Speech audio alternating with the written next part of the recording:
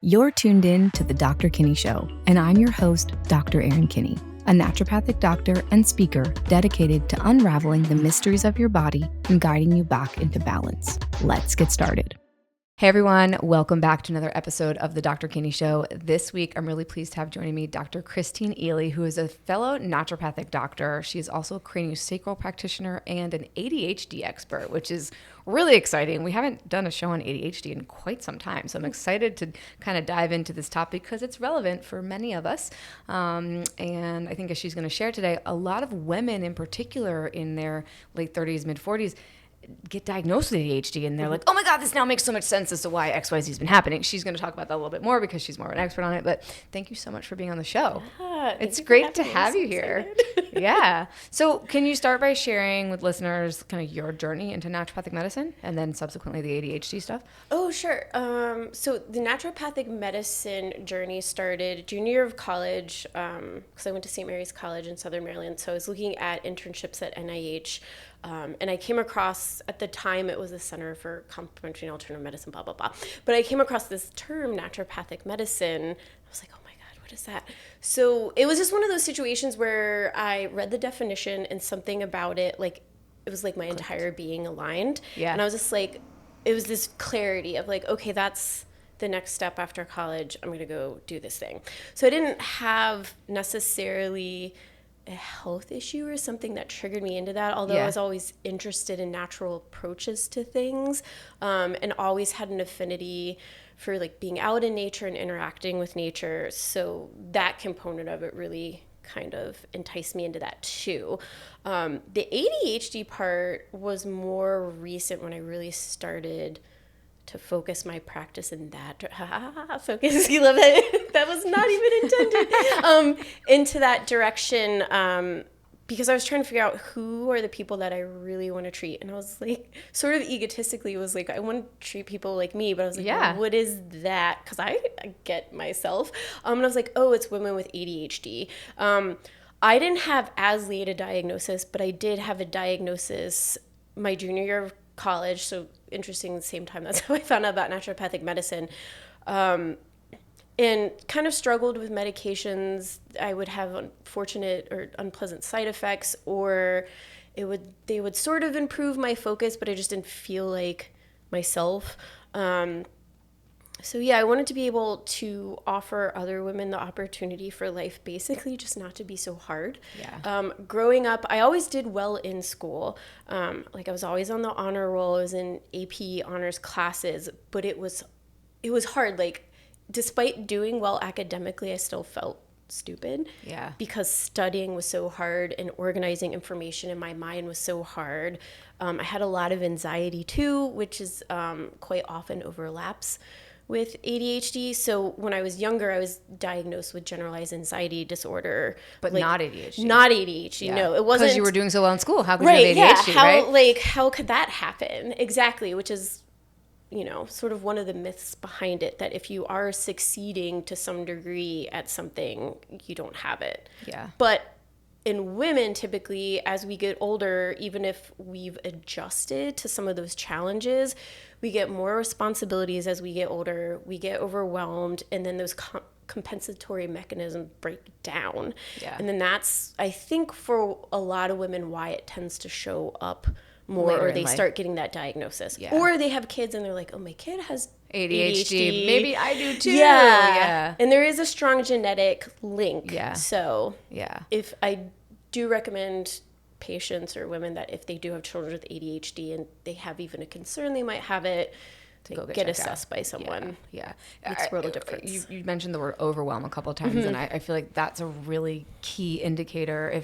If like regular everyday life things are making you feel super, super overwhelmed, which often gets diagnosed as anxiety or depression, which could be that. But I think in a lot of women, when they finally are like, oh, wow, I have ADHD, and that starts to be treated, they're like, oh, wow, those simple life tasks are not as overwhelming. I can actually mail the thing at the post office, or, the things that you're like, that feel so crazy and hard, and then you do it, you're like, well, that really wasn't that hard. And that was, or have you ever heard the thing about the impossible task? Is this the thing? It's like, you get it in your head, it's like, let's say you have to take something to the post office and mail it, and maybe you have to I don't know, look up it's something really simple, but you've built it up so big in your head that it becomes, and the more you don't do it, the more impossible it becomes. And so it, you know, the box sits in your car for 6 months, and then you're just like, you feel bad about yourself. Like, it's a whole thing. But I think that impossible task thing happens to a lot of women, and it shouldn't really be that hard, right? Like, and a lot of everyday, like doing the dishes or keeping up with laundry, whatever, seems to feel really overwhelming because your brain isn't functioning how it's supposed to be. Right? Exactly. Yeah, there's that. And then I also think there's a component where we don't have clarity sometimes, I think, on the things that, well, backtrack. So I used to think like, oh, it's all about helping women complete their to-do list. And then as I dove into it more and even learned more about how my life was affected by ADHD growing up, it was like, it's also really about that prioritization and clarity, even if that's a values alignment about what really deserves to even be on the to-do your list. to-do list. But obviously, like, certain things have to get done. Like, and those are the impossible tasks. Like, I just thought of like 5 of them when you're talking about like things that have been sitting around for months. Yeah. So That it's really not going to take that long to do it, but you build it up. Like 5 minutes. Yeah. Well, let's maybe start. Can you set the stage a little bit and kind of explain like what is different about, or what makes an ADHD brain? So there are physical differences in volume of certain areas of the brain, and I can't remember all those areas right now. I'm sorry for the brain nerds out there. But yeah, there's actual physical differences in the structure and function of the brain. There is a theory and also some evidence that there's an issue with producing dopamine, which is like our neurotransmitter, which helps us with focus and motivation and reward and things like that. So there's that part too, that even neurotransmitters aren't necessarily being made in the way that they're meant to be. There's also a level of neuroinflammation and what's called oxidative stress. So that's like what leads people to take antioxidants. So that's a lot of sort of the physical stuff. There's also physical differences in people with ADHD regarding how trauma gets stored in the body. Which is why I try to do a lot of mind, body, and embodiment practices in, like, when I'm working with patients to sort of connect to that. So wait, I think I answered that question. No, that was great. I was just kind of trying to set the stage for like, you know, what makes an ADHD brain a little bit different. I mean, I think symptomatically, like, we see a whole range of things, right? For someone that, you know, we talked about some of them, like the overwhelm, sometimes the anxiety, sometimes depression, but lack of focus is the biggest one, right? Like, hard to follow a linear thing, which our society tends to be pretty linear. Works, you know, like, get to work 9 to 5, sit at a desk. Like, school tends to be very not really that conducive for an ADHD brain.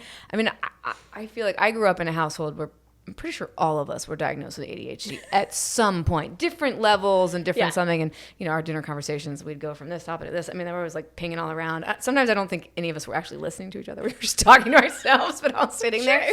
But the interesting thing is, you know, I come from a family of really high achievers. Like, and, you know, my dad is extremely ADHD, and he's always like, I love my ADHD, it's what gives me my creative ideas. And he's like, really hard for me to stay on task sometimes, but he's like, that's why I built a team for people that help me out. So I think there can be a lot of benefits to that too, right? I think if you can learn how your brain, like how best your brain can work, like what that structure looks like, then you can kind of work in, and obviously there's the things we can do physically, naturopathic medicine, the embodiment practice you're talking about. But I think for a while there was kind of this stigma that's like, oh, you have ADHD. I think with the kids, like, oh, that's not good, they have ADHD. But I think there can be some really good that comes out of it, right? Absolutely. And I think it's one of those things where it's a spectrum, even in the sense of the way a nervous system presents. There's a spectrum there as well, where there are aspects of ADHD which are disabling. I mean, you can look at I think people with ADHD make or contribute 30% less basically to like jobs and productivity in society. I'm messing up that. Sorry, I don't have the right words, but productivity goes down. Like, we don't make as much money sometimes, depending on kind of like what job role you're in, maybe, or what your structure of your day looks like. Yeah, and there's definitely, especially with women, there's a lot of concerns with like even intimate relationships we have, whether they're with romantic partners or friends or family members. So that can create a lot of emotional strife and social tension and things like that, which contributes to maybe not feeling like you belong or feeling like you're an outcast or shameful. So there is that side, but absolutely. And one there are these wonderful, beautiful gifts that come with a nervous system and a brain that presents with this ADHD diagnosis. Yeah. For sure. But it's like what you said, your dad found a team to help him get the stuff done. Yeah. And it's sort of figuring out how you can kind of create or open that space and opportunity within the social structure for that. Yeah. Because we're zigzaggy, and I think it's beautiful, and that's fun. So like own that. And I think there's a lot of creativity. I know for a while, you know, when I was in med school, I was like, there's no way I'm going to be able to memorize. The stuff I liked, I had no problem. But if I didn't like something, I was like, there's no way I'm going to. So I took ADHD meds. I have a lot of shame around that because I was like, I'm in naturopathic medicine school and I'm taking drugs. But I don't think I would have been able to get through school without them. But what I did not like about them is it killed my creativity. It killed my social. I did not want to have any social. I would take the meds and I would just sit down and I would study. Now, granted, I was valedictorian. I got fantastic grades, which was awesome. But I didn't, I feel like my social skills would go away. Right. Like I didn't have the desire to connect as much. So and I think maybe my ADHD makes me a little bit more wanting to be sometimes it makes me a little bit more reclusive. But I think the creative piece really got killed, which I think is something that we see with the medication, right? Because it just kind of makes you, I don't know, maybe you could speak to that a little bit more, like your patients that are medicated versus not medicated. Or actually, the majority of my patients aren't medicated. Yeah. Or if they're medicated, most of them are on anxiety meds versus Vyvanse or Adderall or Concerta or Strattera that are specific to ADHD. They're not a stimulant. Yeah. So, I mean, speaking from my own experience again, I felt dull. Yeah. Like you weren't yourself, you mentioned. Yeah. Which is you want to be yourself, right? Like yeah. Because there's nothing inherently wrong with myself. So let's be that. Yeah. So, yeah.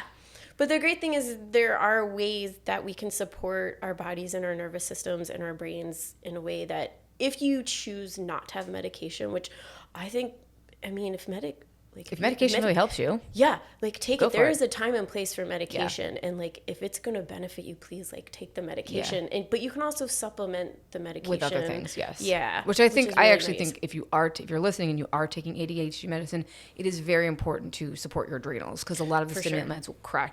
And I see a lot of burnout happen after someone's come off or they've been on them for 10 years. So it is definitely important. On the stimulant ones. Yeah, because it depletes your magnesium and your B vitamins, and it's not great on the gut. So, but there are definitely some holistic ways you can support yourself through that. Absolutely, right? Yeah. And I have a lot of patients that come in and they're like, I'm not quite sure I want to get off those meds.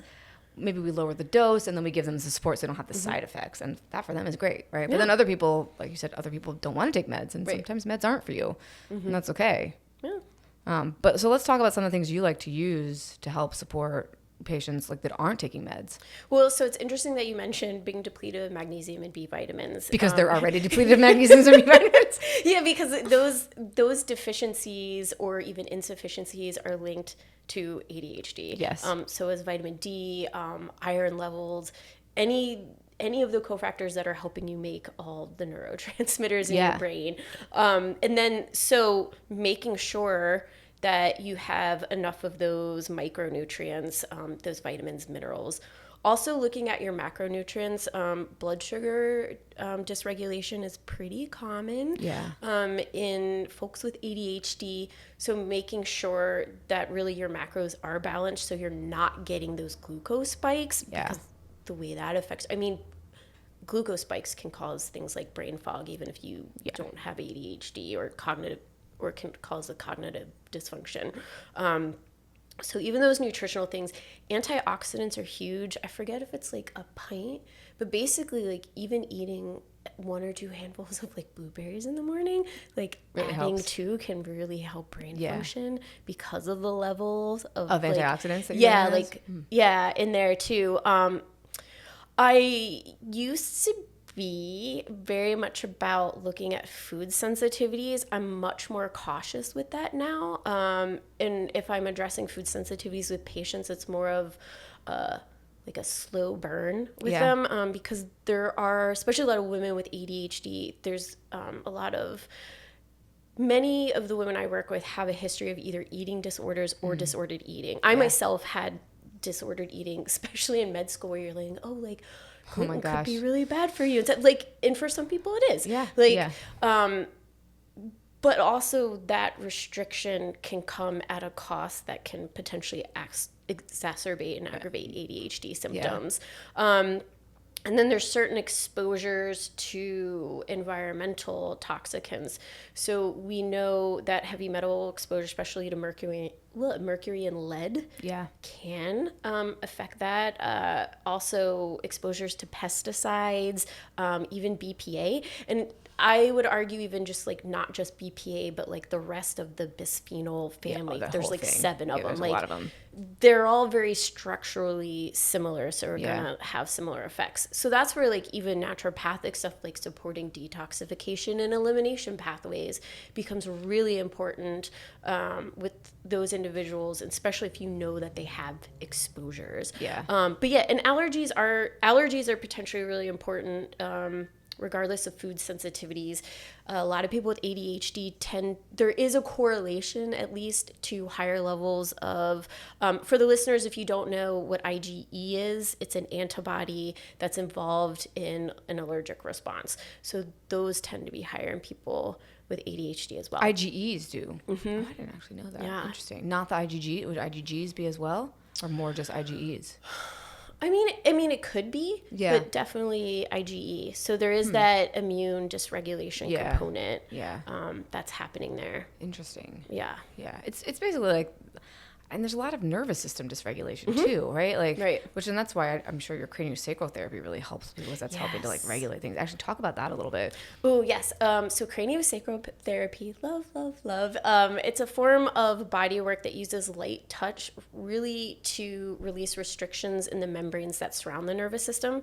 And if you release those restrictions, it basically allows the brain to get all the oxygen and nutrients that it needs, because that gets brought to it by this awesome liquid called cerebral spinal fluid that flows around the brain and down the spinal cord and up and down again. So we're working with the rhythm that fluid creates, which also the more nutrients you get to the brain, the more, or like the better flow that you have in that fluid, also the more toxins and other just general waste byproducts are being removed.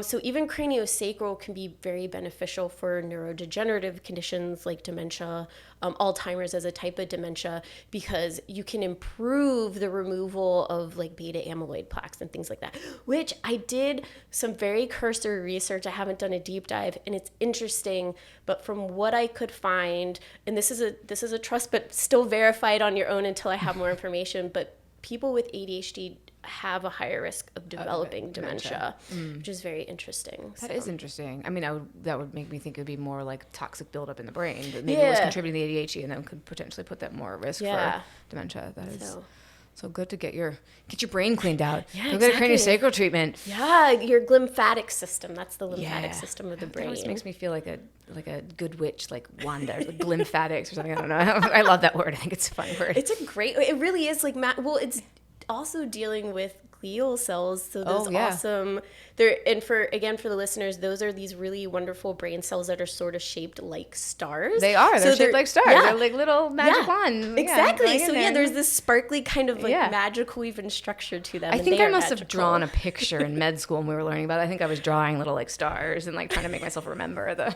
all the mnemonics you have to remember, all the things.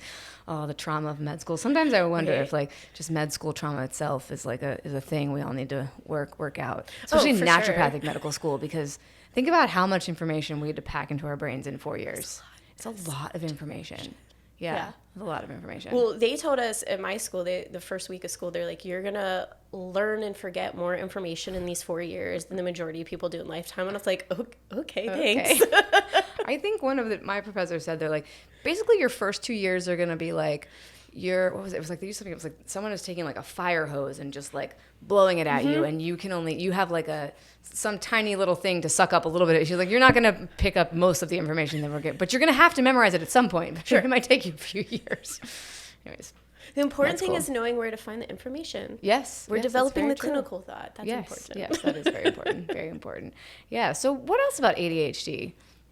Well, I think I mentioned there is an overlap with trauma. Yeah. So and that can be emotional trauma or physical trauma.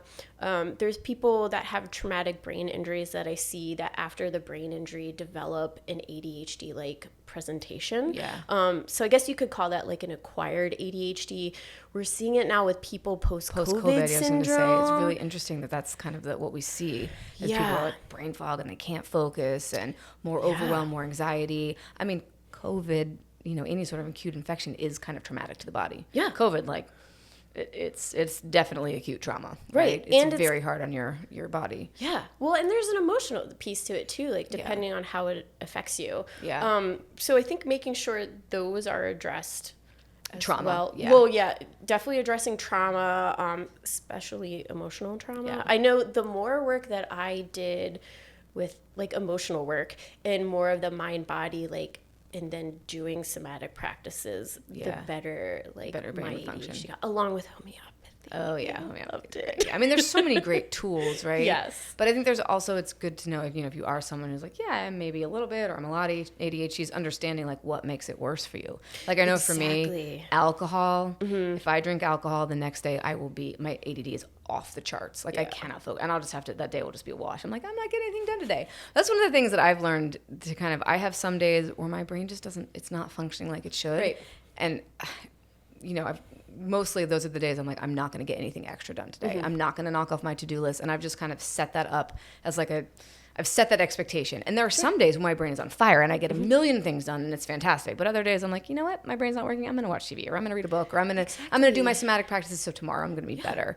Everyone's going to have something different. And maybe if you eat a ton of sugar, you might be like, oh, my brain's going to not work very well. Or if you have a really stressful event, or like, a high stress kind of day or week, you might not function as well the next week. So I think it's also kind of learning, right? Learning like, absolutely, what to expect from your brain and your body. Yeah, thank you for bringing that up. I think the more, which is again why I am shifting a lot into doing more somatic work and mind-body work with the people or women coming in to see me, because the better awareness you have about that, like if you have a drink, how it's going to affect your brain, and if you have the privilege and opportunity, you can alter your schedule to fit that. It's just like for people that have Oura rings and stuff like that, if they're looking at their heart rate variability and you're like, oh, my HRV is pretty like incoherent today. Maybe I can cancel that meeting, or maybe I don't go out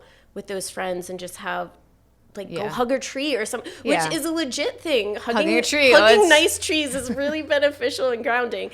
But then you have that awareness, and that's part of a lot of the work that I do. Is help teaching them that. To give them awareness. Well, also with women, let's talk a little bit about ADD and how it can change with your cycle, because hormones are going to have an impact on the brain too. I mean, I find with a lot of patients I work with, and for myself, there's usually a couple of days out of the month, every month, they're like, my brain doesn't work that well. And it's that's usually for me, it's around day 21, when my progesterone's at its highest for whatever reason, it's usually peak ADHD time, or some women it's right before their period. But I think having a little awareness about that, about when your cycle is or what's happening, can give you, just some more tools with which to work well in your body. Yeah, absolutely. And again, you can plan your tasks and your schedule around that. If your day 21 is coming up, maybe don't plan a lot of things that require a lot of attention. Brain power, or attention to it. It's the day you're going home to take a bath and go to bed early. Yeah. Hang out with your Epsom salts and stuff. Yes. Love those Epsom salts. Good magnesium to fill your cells up, right? Right? All right. Well, we talked about magnesium, B vitamins. What are some of your other nutritional supplementation that you like? Oh, well, I'm a huge fan of botanical medicine. Yeah. It's brilliant from an adaptogenic perspective. So you talked about supporting the adrenals and basically that whole axis that the adrenals are a part of. So there's a lot of great herbs for that. I'm a huge fan, even just from personal experience, of an herb called Gotu Kola. And as far as I know, it doesn't have any side effects, so it's a relatively safe herb. Also, even any kind of herbs that promote blood flow specifically to the brain are great. Rosemary is really good for that. I remember in school, because we had it medicinal herb garden outside. Like before exams, we'd go out and grab like smell leaves, the rosemary. the rosemary, and you just like crush it to just like get that blood flowing so that your brain would operate. So yeah, really like a lot of adaptogenic things. Lion's mane as a mushroom is really great for brain health and cognitive function. Oh my gosh, there's so many. And especially if you're dealing with to anxiety piece, I'm a big fan of lemon balm. Is really great, also known as Melissa because it's related. It's sweet. It has a very bright energy to it. I love that herb because it also has some antiviral activities. So if you are long haul COVID or you've got EBV reactivation or even just the flu, and you're feeling brain foggy because of that, that's a great herb to kind of help. It's also great for the herpes family virus. It's a good one. Yeah. Herbs are so amazing. I feel like because they hit so many different points, right? Like they do. That's where with the medicine, it's like they just extract one constituent and they just give you that, which sometimes great. Yeah. But the nice thing about this herb is you can be like, well, I'm giving you for this. Sometimes I tell patients, I'm like, okay, I'm choosing this herb because it'll help with this symptom and this symptom and that symptom. They're like, wow, it's like it was designed for me. I'm like, well, it kind of was actually. It was kind of designed for you. Exactly. Yeah. So I like to incorporate a lot of botanical medicine into, especially like the big like anti-inflammatory ones. So like curcumin from turmeric is great. And then your bioflavonoids. So like a lot of my patients are on vitamin C with bioflavonoid supplement. It's especially if they're having a difficult time getting more antioxidants in through their diet. Yeah. Which again, like move slow with people, make small changes, and sometimes those small changes make big differences. Impact. Yeah. And sometimes with ADHD, you do have to make small changes because it can be really hard to and overwhelming to be like, here's 15 supplements and you're going to cut all these things out of your diet. And you're like, wait, what? I can barely like get my mail every day. Which is why especially if you're concocting or formulating an individualized tincture for someone and you can get multiple herbs and doing multiple things, like it could be really beneficial. That and then herbs when you're looking at them too on an emotional level. I'm a big fan of rose hips and hawthorn for just really healing that heart space. I've seen that work really. There's a lot of self-hatred and shame in women with ADHD. So those can be really soothing and healing as well. Herbal medicine is fantastic. But a good thing, as I talk about all the time on the show, like if you're listening, you're like, ooh, that sounds great, I'm going to try some herbs. Probably best to go talk to a provider. Yes, for sure. Herbs, while they are amazing, and we talk about it, but some of them do have major interactions. Some are herbs, you got to make sure it's the right herb for you. Right. Like glycyrrhiza, for example, which is a fantastic adaptogen. If you've got high blood pressure, it's a no-no, right? So, and you might not, maybe you can find it online in today's world, but good to have a practitioner kind of walk you through this stuff, right? Because, and there are some herbs that you definitely can't take together, or you can't take with this nutrient or with this medication. So this is, we both love naturopathic medicine because we got such good training in herb, drug, nutrient interactions, right? And a lot of providers don't, not to say there aren't other providers that do get that, but a lot of times your primary might be like, sure, take all the herbal supplements. And sometimes I'm like, oh my God, you're taking that and that is not okay. We got to get you off that immediately. So just a note to use herbs with caution is the note. Yeah, they're because they're powerful and they work, right? Which is great, but we just have to make sure we're using them correctly. Right. Yeah. Well, I guess we can talk about how it presents differently in women, which is why they often are not diagnosed. Yes, not diagnosed, or they get diagnosed later on, which a lot of women, referring back to the hormonal point you made, are getting diagnosed in perimenopause as things start, kind of just boop boop going a little haywire. So in the DSM-5, which is like where you're looking for official diagnosis for ADHD, there's 3 types of ADHD. So there's inattentive type, there's the hyperactive type, and then there's a mixed type. A lot of women tend to present with inattentive. And because societally we still think of ADHD as really male dominant and a lot of times a child dominant disorder, which those are both myths because anybody can have ADHD regardless of age or regardless of gender, sex, all those things. But we think about ADHD as that like little boy that's running around the class causing mayhem, or the teacher's he can't like sit still in his seat and he's da da da da da. Well, that's more hyperactive. So women tend to, and again, this isn't like a hard and fast rule. It's just what typically is more common. And when I'm talking about women, and I'm not exclusive to anybody, whoever identifies a woman, but I'm talking specifically about people born in a woman's body who like are born with a vagina and uterus and ovaries, right? They have more of an inattentive type, so that doesn't always show up. And it doesn't mean that they're not hyperactive, but sometimes that hyperactivity presents, it's more subtle. If you're not looking for it, of course. So like they might experience this inner restlessness, or like my best friend who is investigating whether or not she has ADHD is like a nail picker, or you're really chatty kind of thing. So there's that, but that inattentiveness shows up with like, you know, again, not being able to focus on tasks or getting easily sidetracked, or you're losing things, or making really careless mistakes. But again, people with ADHD, we're really intelligent, so we can mask a lot of those, or brains are brilliant. I mean, they can adapt, so you can adapt to some of that stuff. There's also this emotional lability, which is just the fancy name for emotional dysregulation, that I think that DSM-5 maybe touches on, but it's not necessarily a definitive diagnostic like piece of criteria, but that's also big in women.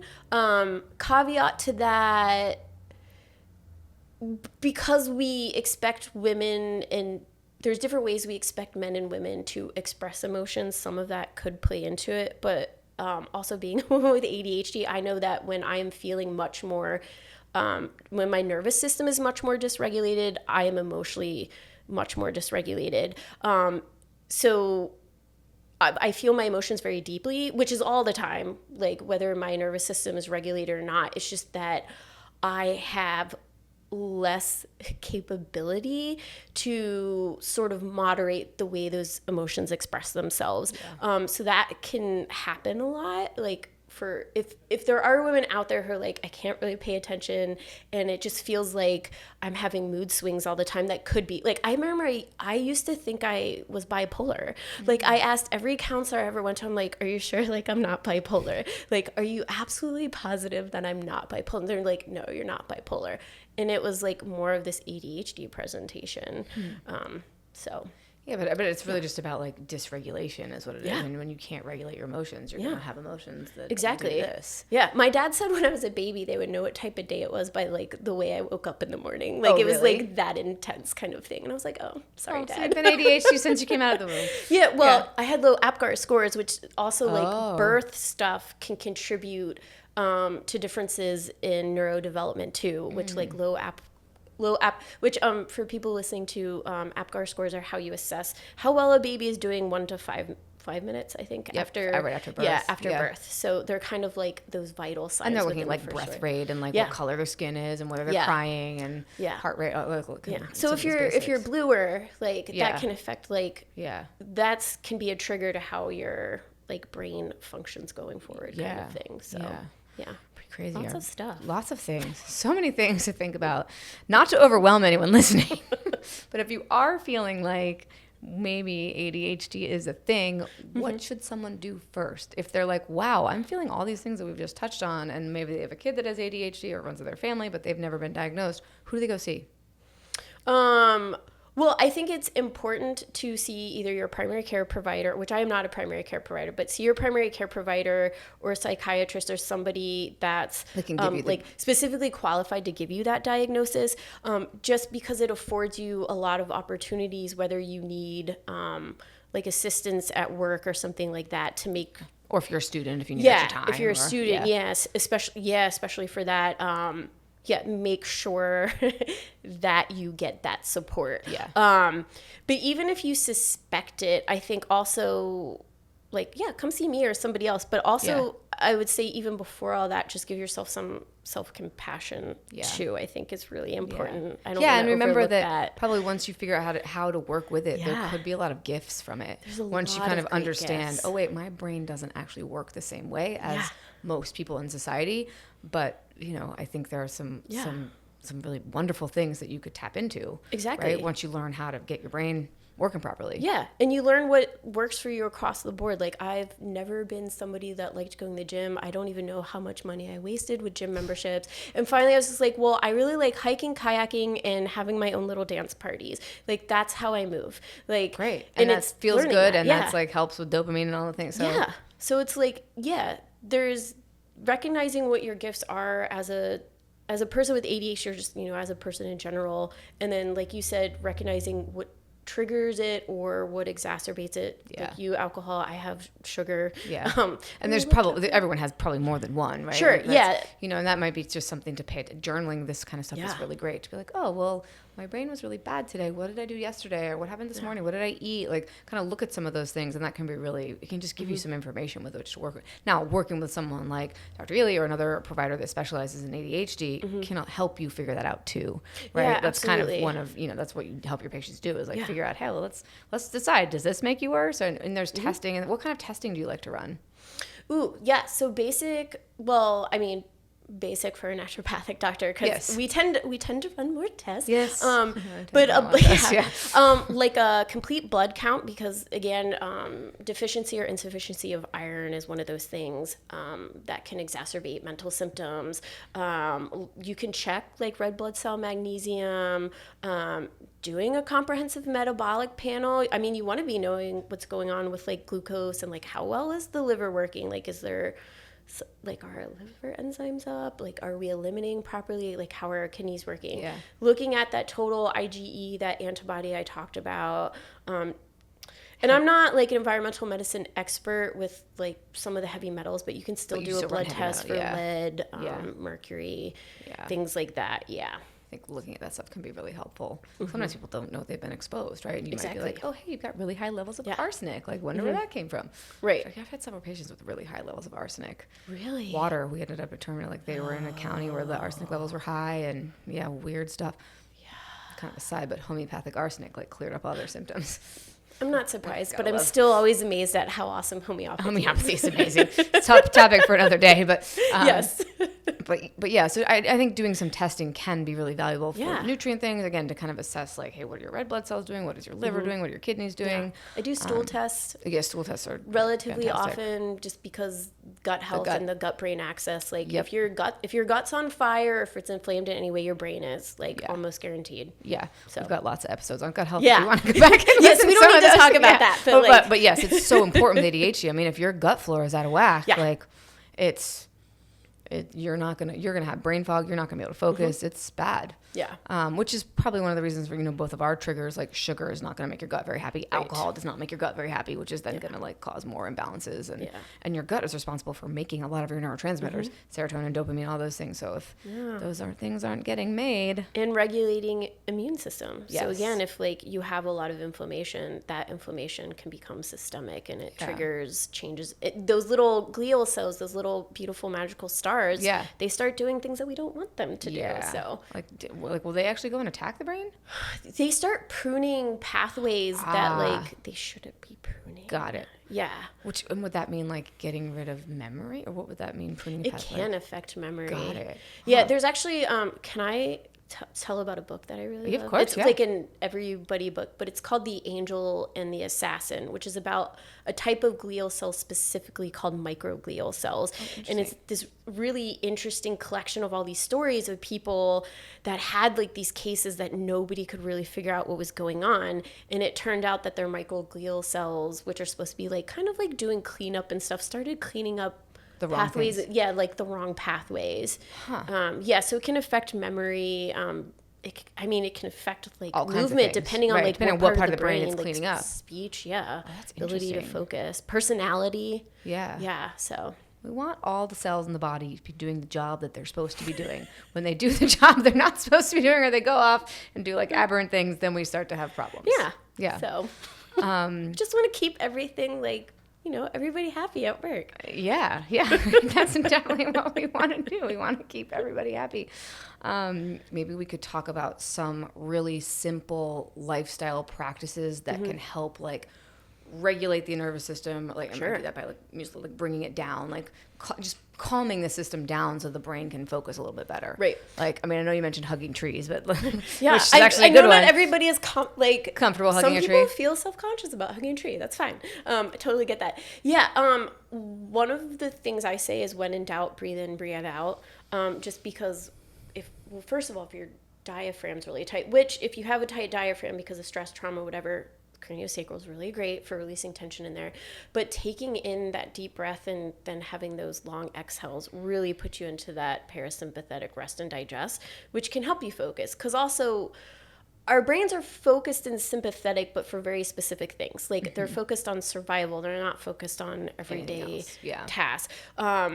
So, and it doesn't have to be a specific breathing exercise. Just in, out, and bring your awareness to that breath. I do recommend mindfulness a lot. I think for people with ADHD, moving mindfulness tends to be more appropriate and more effective.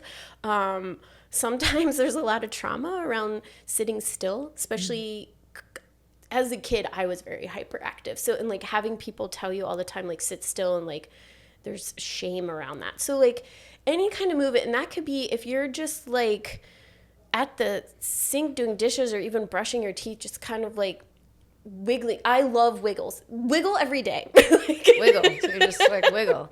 I mean, that's what kids do all the time. Yeah. I watch my kids, like they're always wiggling, getting stuff out. And if you're stressed, you need to basically burn off that cortisol, and you can do that through movement. So breathe in, breathe out.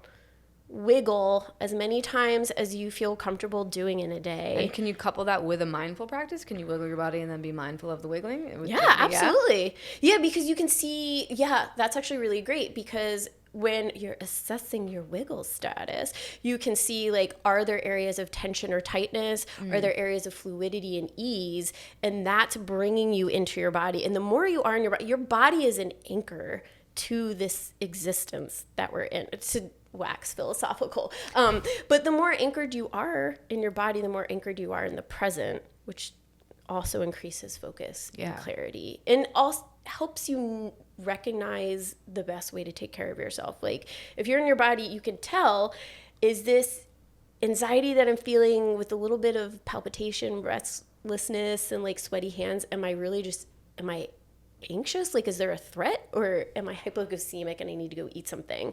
So it's just like tuning in and checking in with your body and assessing what you need. And it doesn't have to be this big complicated thing. And I think also people talk about having not like rituals per se, but being very regimented. I think for some people that works. For me, I work better if I have a framework, like options of things that I can do that I know will benefit, whether it's movement exercises or type of breathing exercises or types of like high antioxidant fruits that I can eat a day. Like, having some options. Well, and that's again something that a provider could help you figure out. Like, hey, when you're feeling this way, here's the list that you go to. Like, choose the one that feels best in the moment. Do that, and then reassess. Yeah, and if you have decision fatigue, which is very common in ADHD, roll a die. Like, have fun with it, or like. Am I wiggling today, or am I eating a snack? Exactly. No, but it's great. And you leave it all up to chance, and then it's fun. You make a game out of it. Oh, which gamifying anything is actually works really well for an ADHD brain, because it hits those dopamine receptors. Yeah, and the more play you have, the more dopamine you have and the more joy you have. And that's what it's all about. Yeah, you want to have more joy. Yeah. Well, this has been fantastic. Thank you for all of the little nuggets and your expertise. And if people are interested in working with you, where can they find you? They can find me on my website, info@keyhealthnd.com. Awesome. And I'm also on Instagram at dr, and then my first name, Cristine, which is Cristine. Fantastic. We'll put all that stuff in the show notes. It'll be in the show notes. It'll be in the show notes. You can go find her there. So thank you guys so much for listening, and thank you, Cristine, and we'll see everyone next week. Thank you for tuning in today. If you enjoyed this conversation, be sure to connect with me on social media to find more helpful tips and information. You can find me at Dr. Kinney on all of the platforms. And please be sure to subscribe and leave a rating and/or a review. This helps grow the show so more people have access to this knowledge that leads to empowered healing. Love and light, and see you next week.